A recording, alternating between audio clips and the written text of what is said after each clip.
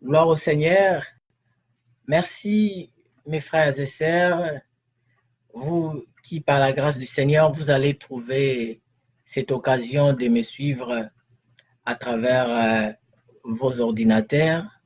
Je bénis le Seigneur pour cette rencontre. Oui, je sais que ça fait longtemps que je n'ai pas fait des émissions en direct, surtout sur Facebook. Il y a beaucoup des émissions que nous l'avions publiées sur YouTube, mais sur Facebook, les indirects, ça fait un bout de temps que nous ne les faisons plus. Alors aujourd'hui, je suis revenu parce que j'ai un sujet que j'ai encore tenu à vous présenter ce sujet. C'est vrai, ça fait longtemps qu'on ne s'est pas parlé et cette occasion d'aujourd'hui, le Seigneur m'a donné et donc je vais profiter de ça pour partager avec vous, mes frères et sœurs, là où vous êtes. Je sais que par la grâce du Seigneur, vous êtes en vie. Si vous me suivez, c'est parce que vous êtes vivant. Alors, devant vous, c'est votre frère, excusez-moi, l'apôtre Élie Mokemo. Alors, déjà, je vous demanderai, par rapport au sujet que je vais parler aujourd'hui, je vous prie par l'amour du Seigneur de publier cette vidéo, de publier ce direct afin que les autres aussi puissent les suivre. Et si vous partez par exemple sur YouTube, dans notre page qui est l'évangile des apôtres de Yeshua, vous allez trouver, il y a plusieurs vidéos que j'ai publiées là-bas. Et donc, vous pouvez aussi vous abonner à ma chaîne YouTube et puis activer les notifications.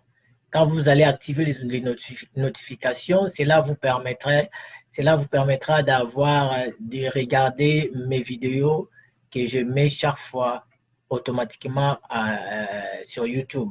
Donc, vous aurez l'opportunité d'avoir des notifications.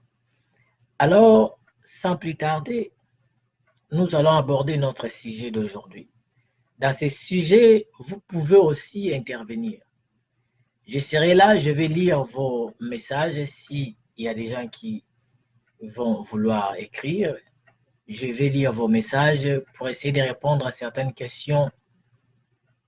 Et en même temps, je vous demanderai vraiment d'agir, d'interagir avec moi parce que c'est un sujet que vous connaissez.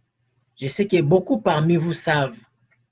Comme j'ai mentionné, un chrétien peut-il fêter Noël ou l'anniversaire de Jésus, donc de Yahushua?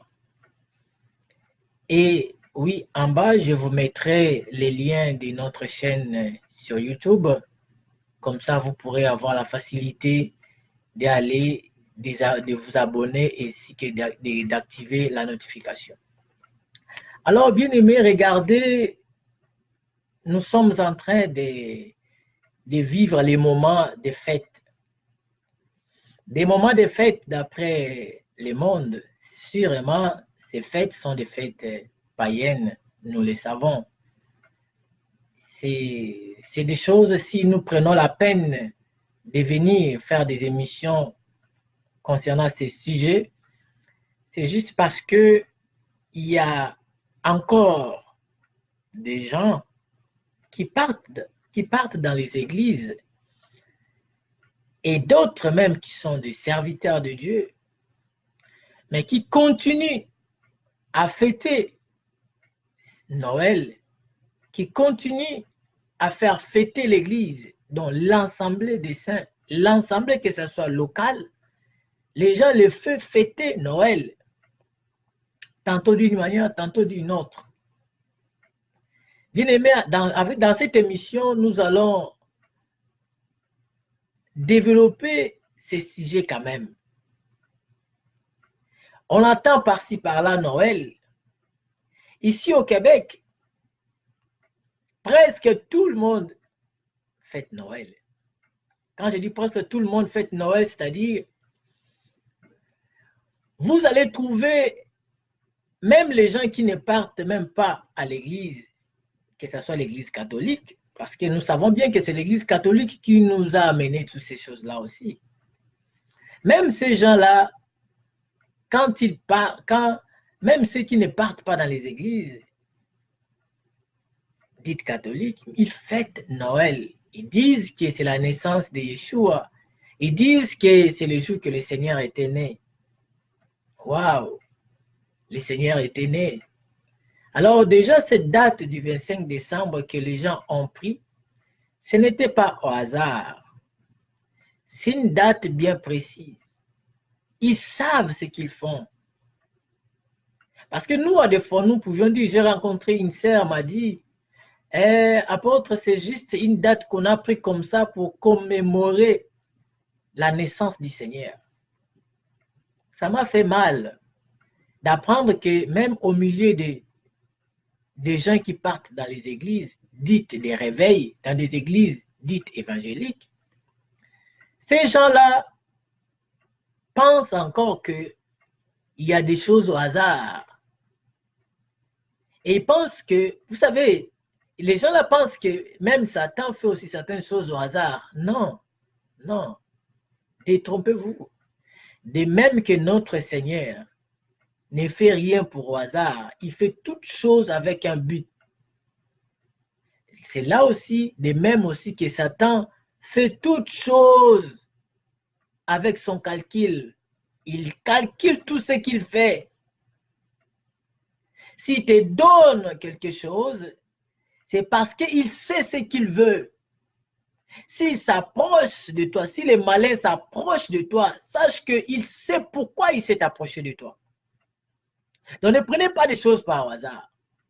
Alors remarquez une chose. Cette fête de Noël, l'origine de ça, c'était quoi et ça a commencé comment?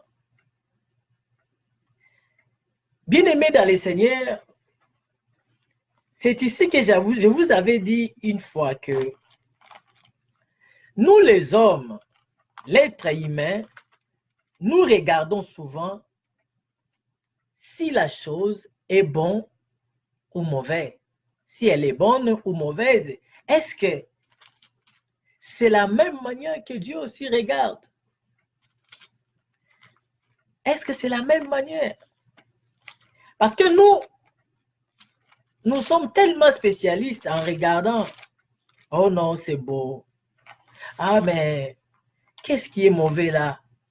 Si je fête Noël, qu'est-ce qui est de mal? Mais n'est-ce pas ça annonce Yeshua? N'est-ce pas ça annonce la mort du Seigneur? Est-ce que si je fais ça, qu'est-ce que j'ai commis comme péché en faisant ça? C'est ça ce que nous regardons souvent. Mais le Seigneur ne regarde pas ça. Le Seigneur regarde l'origine de la chose. Quelle est l'origine de cette chose? D'où vient cette chose? C'est ça ce que le Seigneur regarde. Parce que les diables, la Bible dit que même ces anges, Satan se déguise en ange de la lumière. Il n'est pas lumière, mais il se déguise à l'ange de la lumière. Alors pourquoi, posez-vous des questions, frères et sœurs?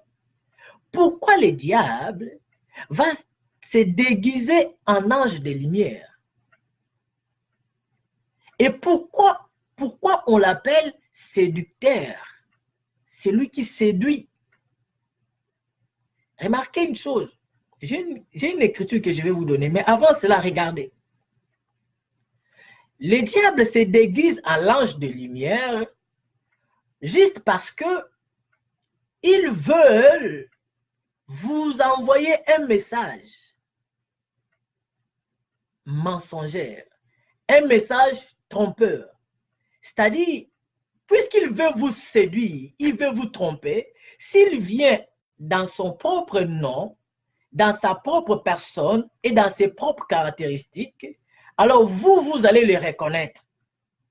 Vous allez reconnaître que ça, c'est le diable, c'est le malin. Mais qu'est-ce qu'il va faire? Il va utiliser d'autres moyens pour vous séduire. C'est ça ce qu'on appelle séduction. C'est-à-dire, la Bible dit, vous connaîtrez chaque arbre par ses fruits, et il est écrit aussi quelque part qu'il y a d'autres personnes qui portent les habits des brebis, des agneaux, mais qui dedans ce sont des loups. Alors, des loups ravisseurs. Ça, c'est l'œuvre du diable. Quand on dit que Satan, l'apôtre Paul dit que je suis jaloux de vous, d'une jalousie du Seigneur, de Dieu, de ce que je vous ai fiancé à un seul époux.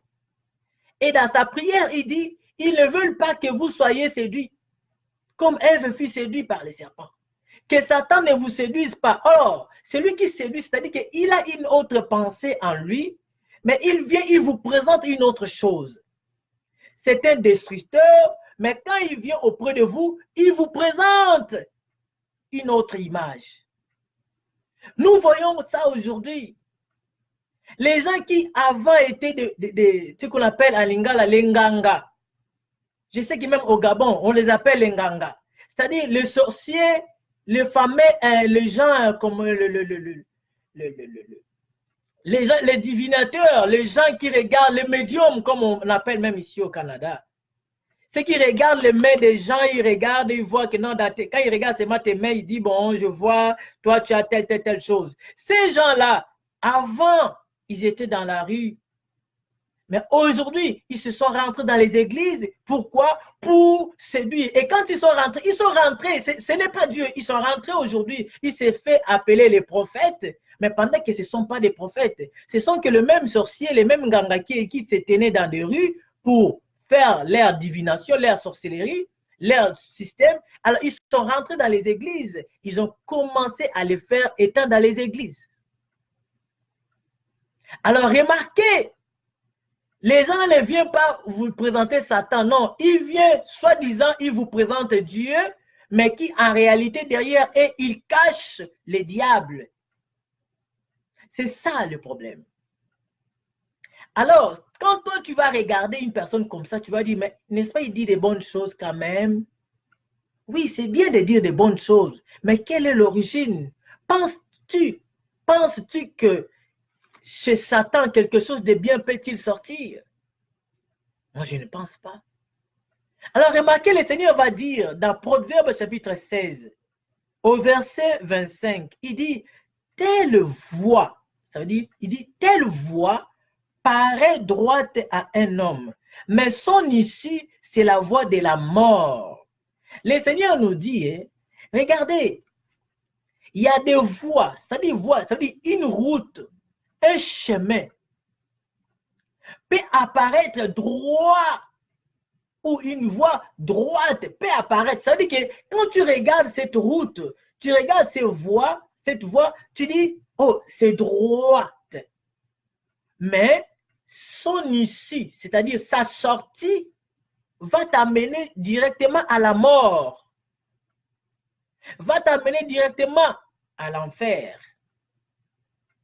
Pourquoi? Remarquez, parce que toi, tu as regardé ce que ça paraît devant toi. C'est ça l'art de la séduction aussi. La séduction, le diable fait tout pour que quand toi tu vas voir ou écouter, tu dis waouh, c'est beau, c'est bon.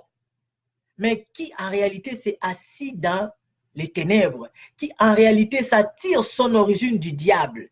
C'est comme la fête ou ce que les gens fêtent Noël. Retournons au commencement voir. Noël, ça vient d'où? Noël, ça vient d'où? Ça ne commence pas aujourd'hui avec nous. Ça commençait bien avant. Déjà dans les Écritures, si nous retournons dans la Bible, frères et sœurs, vous allez comprendre que il n'y a aucun serviteur de Dieu, aucun envoyé du Seigneur avait fêté le jour de sa naissance. Aucun. Je dis bien aucun. Parmi tous ceux qui sont venus avant, que ce soit Abraham, Adam, Enoch, tout ce monde-là jusqu'aux apôtres, il n'y a aucun d'eux qui a fêté le jour de sa naissance, le jour de l'anniversaire. Personne d'eux a fêté l'anniversaire. Nous voyons seulement les païens qui le font. Déjà ça, c'est un élément déjà très capital pour toi qui veux fêter Noël. tu dois d'abord chercher à savoir, moi qui vais fêter Noël aujourd'hui, alors d'où j'ai pris ça? Parce que si tu te dis tu es enfant de Dieu, tu dois te poser la question, tu as pris ça d'où?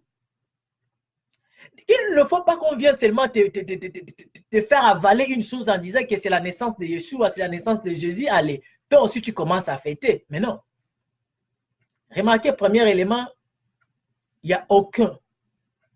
Et regardez aussi, si vous partez consulter, lire l'histoire juive, déjà dans la coutume même juive des Israélites, ils ne fêtent pas les anniversaires. Ils ne fêtaient pas les anniversaires. Déjà dans la coutume même, déjà ils ne fêtaient pas les anniversaires. Et tu vas voir aussi, parmi tous les apôtres qui sont venus, parmi tous les envoyés de Dieu, personne n'a fêté l'anniversaire. Et dans la Bible, vous allez trouver ce terme anniversaire que 2 fois dans la Bible. Et c'est 2 personnes différentes. Et ces 2 personnes-là, c'était aussi des 2 personnes méchantes. Méchantes. Les 2 personnes méchantes. Il y avait qui? Il y avait Pharaon, qui est le roi d'Égypte, qui représente l'image d'un pays païen et d'un roi, un roi païen aussi. Pharaon.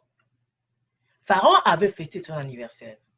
Dans Genèse, vous allez trouver, il fut la première personne dont la Bible cite qu'il a fêté son anniversaire. Et les jours de son anniversaire, c'est ce jour-là qu'il avait fait pendre le chef des panassiers, c'est lui qui lui faisait le pain. Il lui avait fait tuer ces jours-là. Alors remarquez, le jour, deuxième personne qui va fêter l'anniversaire, ça serait qui maintenant? Ça serait Hérode. Hérode fut aussi un roi, mais un roi méchant. Hérode est un roi méchant, celui même que le Seigneur appelle même un renard. Hérode fut appelé un renard. Un roi méchant, lui avait aussi fêté son anniversaire. Et les jours de l'anniversaire d'Hérode, c'est ces jours-là que la tête de Jean-Baptiste fut décapitée. C'est les jours-là où ils ont coupé la tête de Jean-Baptiste. Et il fut mort le jour de l'anniversaire d'Hérode. Pourquoi seulement 2 fois qu'on nous a raconté l'histoire des gens qui ont fêté l'anniversaire et 2 fois aussi il y a eu des gens qui sont morts à l'occasion de ces jours-là? Ça devait aussi tirer notre attention. Vous comprenez déjà? Alors nous regardons maintenant Abraham, Isaac et tout ce monde qui sont venus. Alors remarquez la vie des gens qui étaient dans l'Ancien Testament. La Bible nous a relaté leur vie. C'est-à-dire que la Bible a raconté la vie d'Abraham, Isaac, Jacob, tout ce monde-là, leur vie, comment ils vivaient, comment ils ont rencontré leurs femmes, comment ils ont fait leurs enfants, comment tout ça. La Bible a raconté leur histoire. Et certaines fêtes qu'ils ont fait, on a vu ça même. Mais on n'a jamais vu quelque part ces gens-là fêtent leurs anniversaires. Ça devait t'interpeller aussi. Toi qui veux fêter l'anniversaire. Toi qui veux fêter Noël. Parce qu'on dit Noël, c'est la fête de naissance de Yeshua qu'on doit célébrer. Alors, on va arriver. Je vous demande seulement d'être un peu patient. Ça pourrait prendre, je ne sais pas combien de temps, mais soyez patient, on va arriver.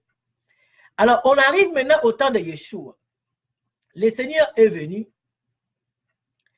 Alors, le Seigneur est né à travers une femme, Marie, qui avait trouvé la grâce du Seigneur. Marie n'était pas spéciale des autres femmes. Marie n'était pas extraordinaire.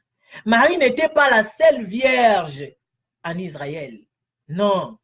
Mais Marie, elle fit trouver grâce aux yeux du Seigneur.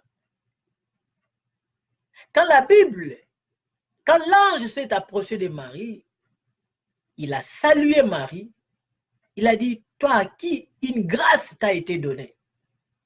C'était une grâce que la femme appelée Marie avait reçue pour concevoir et enfanter le Seigneur Yeshua, donc le Seigneur Jésus.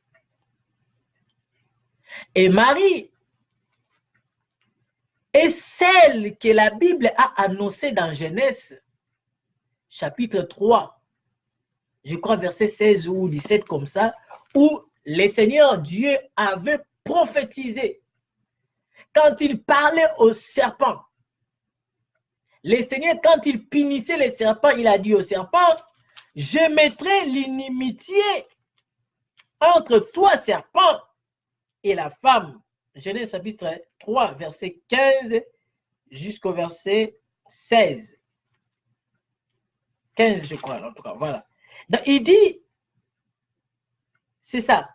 Donc, il dit que je mettrai l'inimitié des querelles, l'inimitié entre toi, serpent, et la femme, entre ta postérité, toi, serpent, et la postérité de la femme.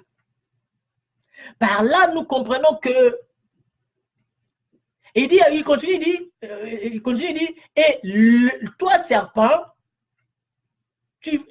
la femme va t'écraser, la postérité de la femme, pas la femme, mais la postérité de la femme va t'écraser, toi, les serpents, et le serpent, tu vas le mordre les talons. Cette histoire de Genèse nous annonçait l'arrivée du Seigneur Yeshua, que quand il va venir, d'abord, cette histoire de Genèse nous révélait que celui qui viendra écraser la tête du serpent, qui est Satan, ça serait la postérité d'une femme. Et cette personne, remarquez, la Bible n'a pas dit qu'il sera la postérité d'un homme. Il sera la postérité d'une femme. Donc par là, nous comprenons qu'il y avait quelque chose qui devait arriver. Remarquez, souvent, la postérité est donnée aux hommes. Vous remarquez? Oui. La postérité est donnée aux hommes. Ce n'est pas à la femme. Dans la loi juive, dans la culture de la Bible, c'était comme ça. Voilà pourquoi vous allez voir même le deuxième fils de, si je ne me trompe pas, de Juda, Juda l'avait donné à Sheila. Juda, ce deuxième fils-là, je suis dans Genèse, qu'est-ce qui s'est passé le jour où il fait passer un acte sexuel avec la femme de son frère, c'est-à-dire quand son frère était décédé, et lui, le petit frère, devait prendre la femme de son frère. Alors, quand il a pris la femme de son frère, l'objectif, c'était quoi? C'est de faire les enfants avec la femme de son frère, parce que son frère était décédé, pour que lui, là, puisse susciter la postérité à son frère. Donc, les enfants qu'il allait faire seraient les enfants de la postérité de son frère. Et lui, puisqu'il avait refusé le jour-là de mettre sa sémence sur la femme, alors qu'est-ce qui s'est passé? Il a jeté ça par terre et le Seigneur l'a frappé. Et il fut mort. Pourquoi? Parce qu'il ne voulait pas donner la postérité à son frère. Car la postérité est donnée à l'homme. Mais remarquez ici, quand je dis postérité, vous comprenez, c'est-à-dire comme moi, si moi par exemple, j'ai ma femme, on fait des enfants, et ces enfants sont mes progénitures, sont ma postérité, sont mes postérités. Alors, la Genèse, on nous disait maintenant que ça serait une femme qui aura la postérité. Voilà pourquoi il fallait qu'une vierge devienne enceinte sans l'aide, sans que l'homme puisse passer par elle. C'est-à-dire qu'une femme vierge qui ne connaissait pas les hommes, mais elle se retrouve enceinte. Alors cette femme va accoucher. Alors la postérité de cette femme, ce que la femme là va faire sortir, parmi les hommes, ça serait la postérité de la femme là. Tandis que, remarquez, quand Yeshua était né, l'ange a dit, l'enfant qui naîtra de toi, on l'appellera fils de Dieu. Parce que c'est le Seigneur, c'est Dieu qui avait mis l'enfant dans le ventre de Marie. Et Marie l'a fait sortir. Alors, parmi les humains, il n'y avait pas un homme qui pouvait réclamer la postérité de Yeshua. Ni Joseph, non, parce que ce n'est pas la sémence de Joseph qui l'a fait partir, qui l'a fait sortir. Alors, remarquez par là, déjà, nous avons compris qu'une femme devait concevoir et une femme devait accoucher. Alors, ça a été annoncé depuis Genèse par Dieu lui-même. Et quand il est né, remarquez déjà, premier mensonge que le monde qui fête Noël aujourd'hui, qui utilise le 25 décembre pour dire que c'est la date où le Seigneur était né, c'est d'abord montage et faux. Si vous lisez la Bible, il est écrit quoi? Dans Luc, si je ne me trompe pas, qu'est-ce que Luc nous raconte? Il nous dit quoi à propos de la naissance du Seigneur?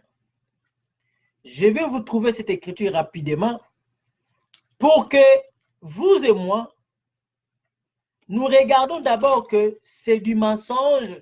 Le Seigneur n'était pas né en décembre. OK? Et s'il était né en décembre, c'est que il était né prématuré. C'est d'abord du mensonge. Alors, nous allons regarder avec vous dans le livre des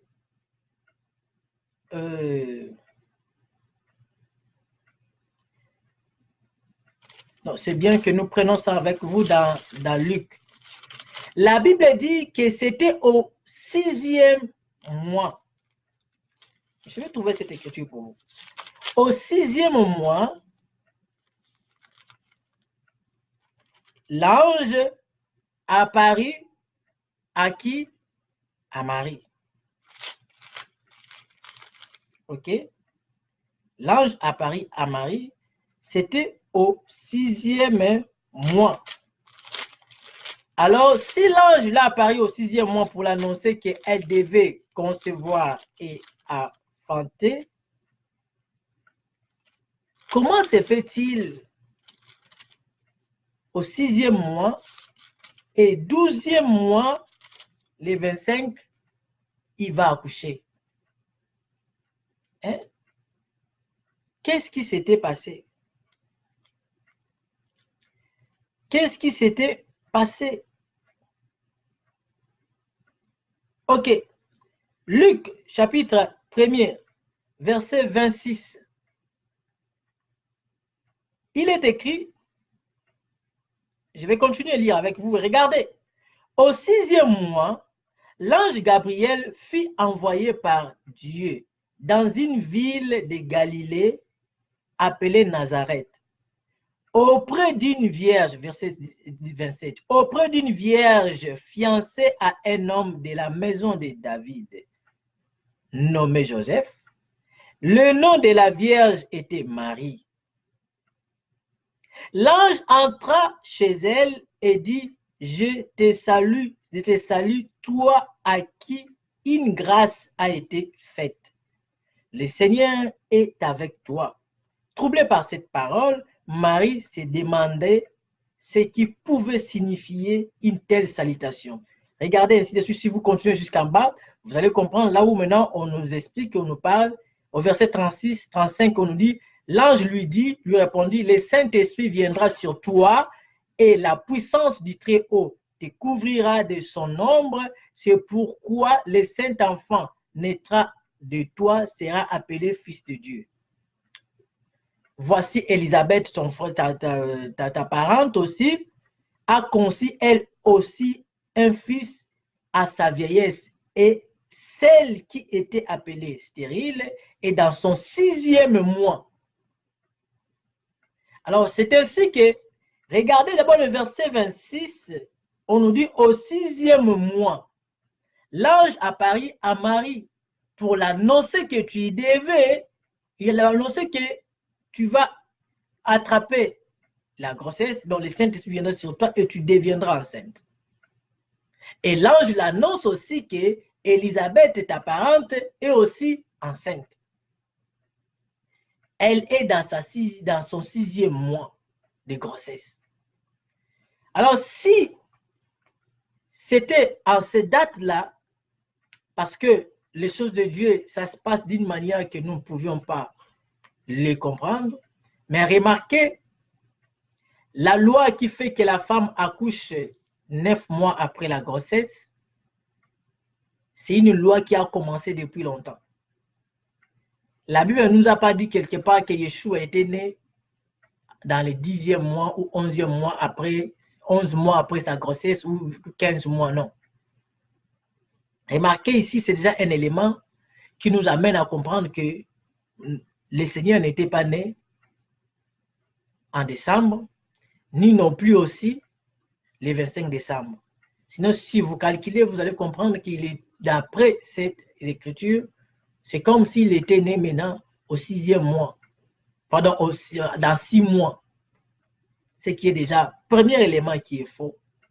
Deuxième élément, on nous dit qu'il était né le jour de sa naissance, d'après Luc, nous dit qu'il y avait le berger qui dormait dehors. Alors remarquez, en période de décembre, les bergers ne dorment pas dehors.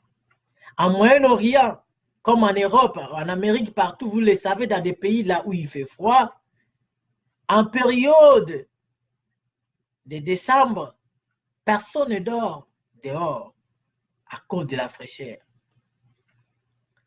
Et même avant cette période-là où ça vient la fraîcheur, il y a la période de pluie. Et quand il pleut, le berger ne peut pas rester dehors, dormir dehors. Alors par là, nous comprenons déjà qu'il y a quelque chose qui ne va pas. Alors d'où vient cette date de 25 et de décembre? Nous allons parler aussi de cette date. Ça vient d'où? Ça vient du monde, ça vient du païen.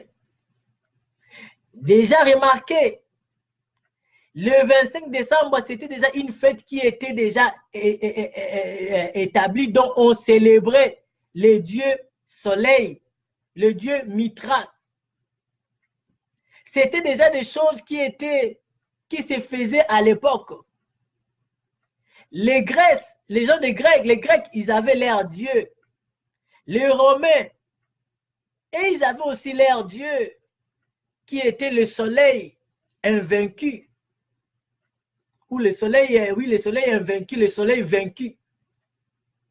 Il y avait aussi les Mithras. En fait, remarquez, le 25 décembre, c'était des dates qui ont célébré les dieux étrangers, où ces païens célébraient leurs dieux.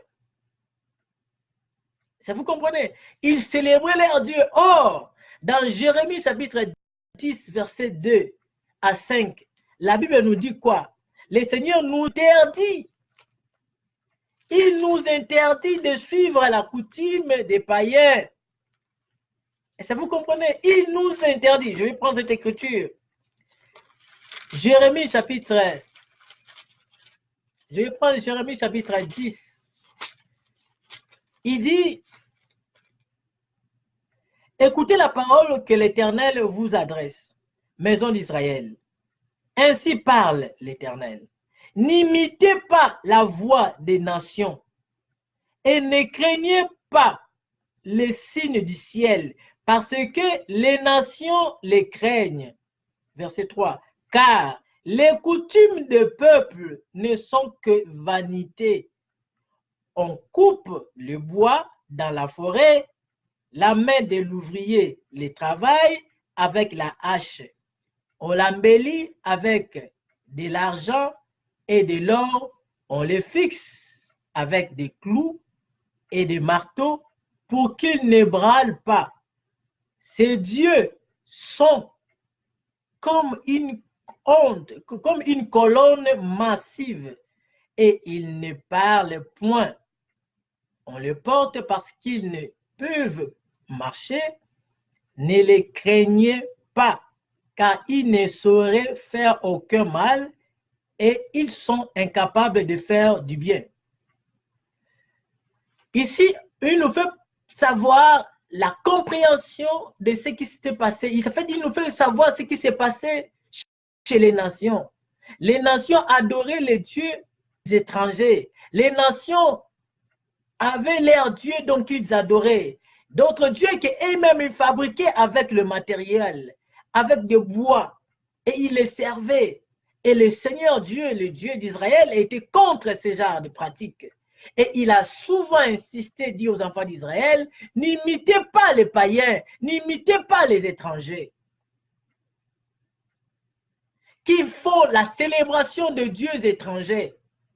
Or, remarquez, Noël le 25 décembre, c'était une fête, donc on fêtait déjà en mémoire de ces dieux-là. Remarquez, allez-y lire l'histoire.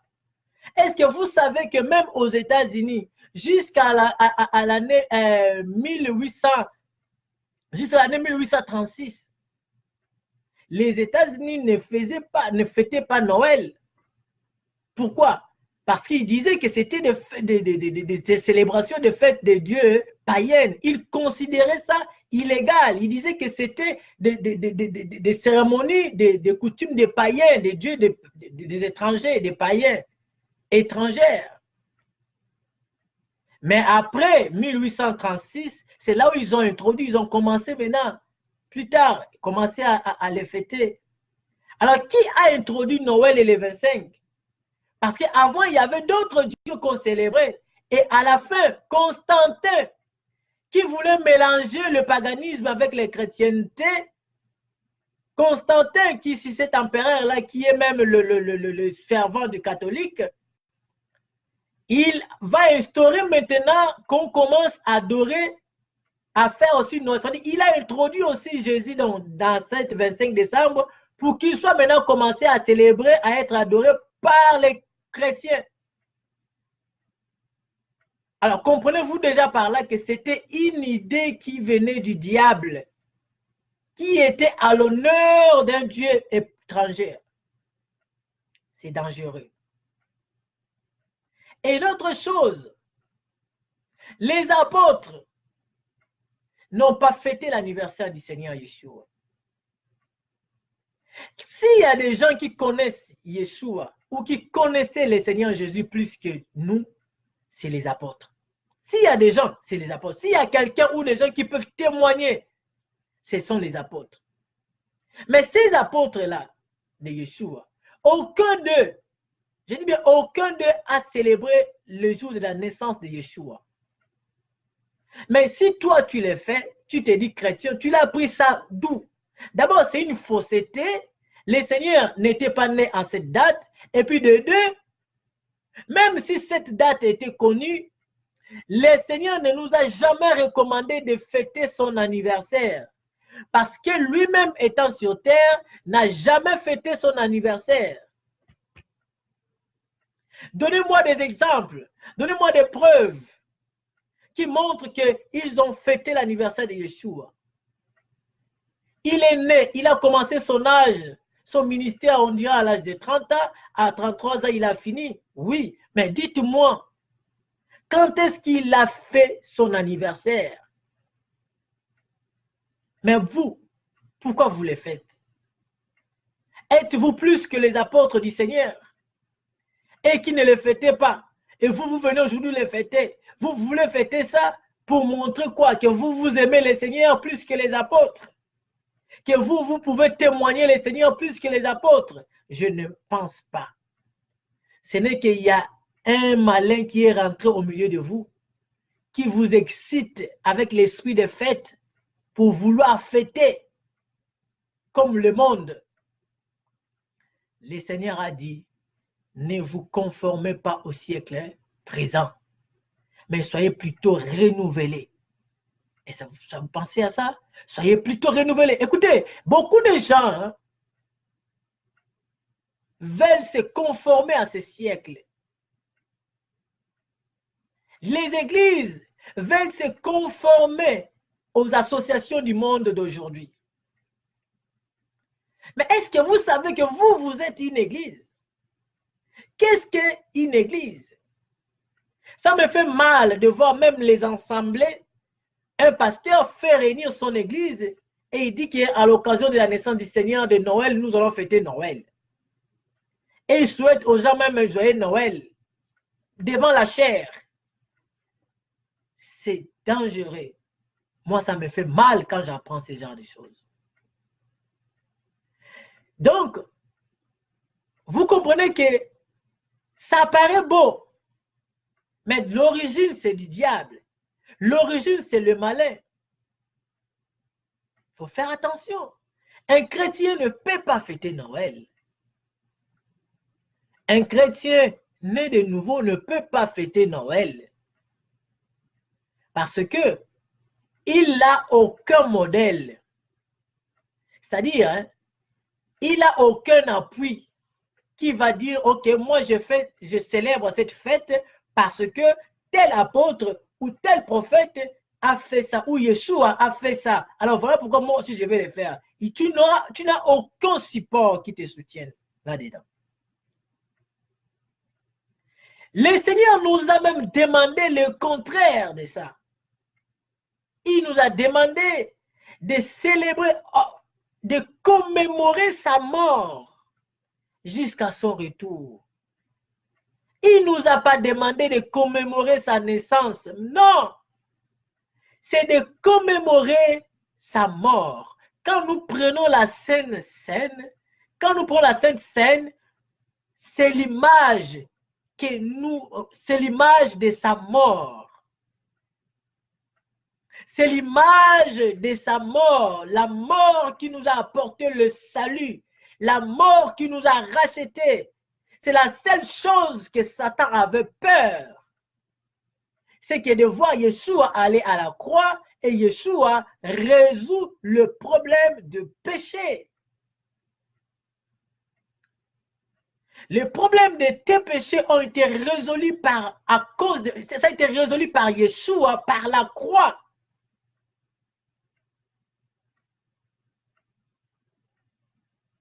Pas par sa naissance, mais par sa mort que nous sommes sauvés. Quelqu'un me dira, mais s'il n'était pas né, comment allez-vous sauver? Mais attendez, il ne nous a pas demandé de commémorer sa naissance. S'il était né et qu'il n'était pas allé à la croix, on n'allait pas être sauvé. Il fallait qu'il parte, qu'il accomplisse cette mission pour que nous soyons sauvés. Bien-aimés, je vous demande, vous qui dites enfants de Dieu, je vous demande de réfléchir, de retourner dans les Écritures, de vous mirer, ça veut dire voir votre état, si cela est conforme à ce que le Seigneur vous demande. Un chrétien ne peut pas fêter Noël, parce que c'est une fête païenne. C'est une fête qui Constantin l'a introduit. Est-ce que vous savez que même le 25 décembre était célébré même par les païens? Vous allez trouver cette date, même chez certains rois qui célébraient ces choses. Remarquez, tout ce qui se passe autour de Noël, c'est du monde. C'est du monde. Je me rappelle quand on était des enfants, on fêtait. Quand nos mamans ou ma mère ne nous achetaient pas les habits pour Noël, on plairait, on faisait des bruit. En tout cas, on voulait à tout prix avoir des habits. On voulait à tout prix fêter. C'est normal, on était des enfants. Mais quand on a grandi, Surtout qu'on a reçu l'évangile, on a reçu la parole. J'ai compris que c'était du monde, c'était du paganisme. Aujourd'hui, les assemblées commencent à fêter tout. Ils fêtent même le Saint-Valentin. Mais un Saint-Valentin, ils veulent le sanctifier d'une autre manière. C'est méchant. Oh non, c'est les journées de couple. Journée de couple, là, quel jour? Toujours un jour avant Saint-Valentin ou le jour de Saint-Valentin. C'est du paganisme, frère. Tu t'inspires du monde et tu veux amener l'épouse du Seigneur, l'Église, à faire comme toi. C'est dangereux. L'Église fête même le fait des pères, fête des mères. Qu'est-ce que cela a à voir avec l'évangile du Seigneur? Qu'est-ce que cela a à voir avec l'Église du Seigneur? Voilà pourquoi j'ai dit, les églises aujourd'hui, certaines communautés veulent se ressembler au monde, veulent se conformer aux associations du monde. C'est ça ce qui tue, c'est ça le mal. Pourquoi voulez-vous vous conformer aux associations du monde au lieu de vous conformer au Seigneur, au lieu de renouveler votre intelligence par la connaissance de la parole du Seigneur? Il y a des fêtes bizarres, comme Halloween ici au Canada et aux États-Unis. Je crois même à Londres aussi. Les fêtes des morts. Et tu vas voir à l'église, il y a certaines églises qui tolèrent ça. Il y a certains même chrétiens qui font ça, qui se déguisent le jour-là. Ils mettent des trucs parce qu'ils veulent passer comme message que nous sommes à Halloween. C'est diabolique. Regardez, dans l'église, si un chrétien te dit, oh non, nous savons bien que Noël, le 25 décembre, ce n'est pas quand même la naissance du Seigneur. Il n'était pas né en 25 décembre, bien sûr, mais c'est une date qu'on a prise juste comme ça, à l'image, pour commémorer notre Seigneur. Pour ça, c'est diabolique. C'est la chair qui te fait parler. Si ceux qui sont venus avant toi ne l'ont pas fait, si les Écritures n'ont pas recommandé de le faire, ce n'est pas toi qui vas venir nous recommander de le faire. La Bible dit, vous avez été édifiés sur le fondement des apôtres et des prophètes, Yeshua HaMashiach étant la pierre angulaire. Et l'apôtre Paul dit, si quelqu'un vient vous annoncer un autre évangile, à part de ce qu'on vous a enseigné, alors qu'il soit anathème. Et là, aujourd'hui, celui qui va nous instaurer Noël, c'est que les apôtres n'ont pas instauré, alors que cette personne soit anathème. Ça veut dire que cette personne soit maudite. Soit maudit. C'est ce que disent les Écritures. Tu auras pour modèle quoi? Voyez comment est-ce que les gens veulent toujours. J'ai dit, tous les pasteurs, que ce soit le faux pasteur ou le vrai pasteur, tout ce monde-là savent, c'est que la fête de Noël ne vient pas de Dieu. Ils le savent. C'est ça ce qui est dangereux. Parce que vous le savez que ça ne vient pas de Dieu. Pourquoi voulez-vous que nous faisons des émissions pour vous presser, pour vous dire que ça ne vient pas de Dieu? Vous le savez au fond de vous que ça ne vient pas de Dieu. Mais les gens ne veulent pas s'incliner face à la parole de Dieu. Les gens veulent rester durs. Oh, quelle génération! Les gens bouchent leurs oreilles pour ne pas écouter la vérité. Voyez-vous ce qui se passe? Alors, je vous prie, bien-aimés, de revenir dans la vérité. Yeshua nous a recommandé de commémorer sa mort. Et c'est sa mort qui nous a apporté le salut. Et c'est sa mort qui nous a sauvés. Ce n'est pas de commémorer sa naissance. Parce qu'aucun des apôtres a fêté les jours des anniversaires de Yeshua. Et les Juifs ne fêtaient pas aussi les anniversaires. Alors si nous, aujourd'hui, nous voulons faire les ambiances dans nos églises, alors faisons-le de notre façon, laissez la parole de Dieu tranquille. Alors arrêtez de les faire, de les appeler église.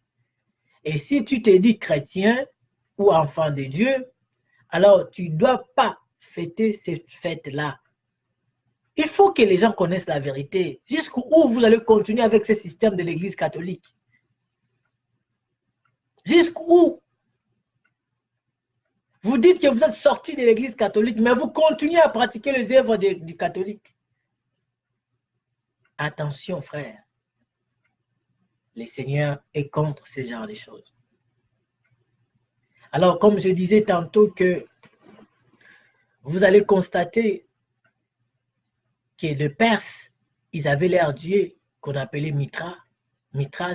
Les Grecs, ils avaient aussi leur dieu qu'ils appelaient Soleil, Hélios.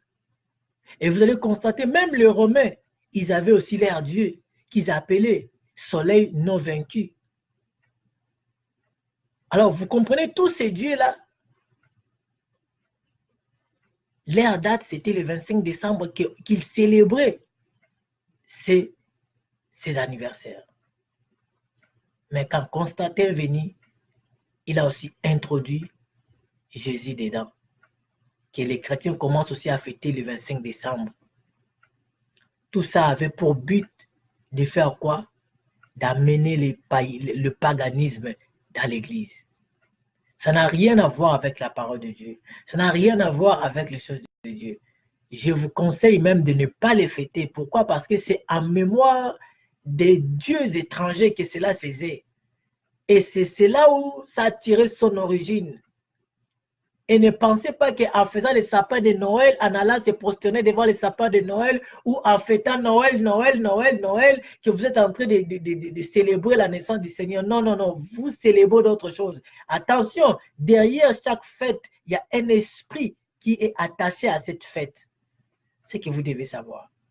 Même si tu n'es pas de ce monde-là, mais quand tu fêtes ces fêtes dans le monde de la fête, dans la fête qui est liée à un Dieu quelconque, sache que vous faisiez partie de ceux qui adorent ce Dieu-là.